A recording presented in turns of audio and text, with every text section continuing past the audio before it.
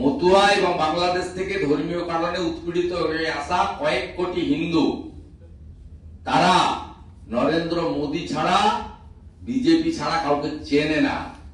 গত লোকসভা নির্বাচনেও রানাঘাট, কৃষ্ণনগর, বনগাঁ সহ, রায়গঞ্জ সহ, বালুরঘাট, মালদা সহ, জলপাইগুড়ি সহ যেখানে যেখানে মতুয়ারা আছে বুথগুলো খুলে দেখে নেবেন।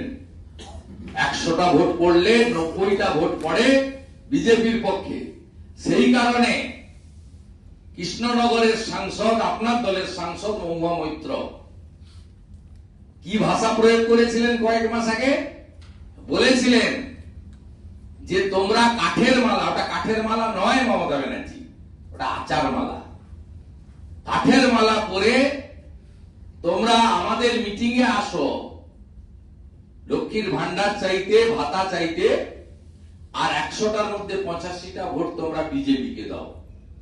এই ভাষায় অপমান করেছিলেন। আমি আশা করব আপনি মহুয়াকে সঙ্গে রাখবেন আজকে, এবং বক্তৃতার শুরুতে আচার মালাকে কাঠের মালা বলার জন্য হাত জোড় করে মহুয়াকে দিয়ে বনগাঁতে ক্ষমা চাইয়ে দেবেন। না ভাইবো করছে কিনা জানি না, পিসি বিহার ভোটের দিন থেকে উদ্বেগ। আমাদের মমতা ব্যানার্জির বাড়ির উল্টো দিকে একটা বাড়ি তৈরি করেছে, বাড়ি করেছেন উনি, সেই বাড়িতে একটা ওয়ার রুমও করেছে। আমার কাছে ভিডিও ছবি আছে। ও করুক, উনি যা করছেন জানি আমরা, আর আমরাও যা করার করছি।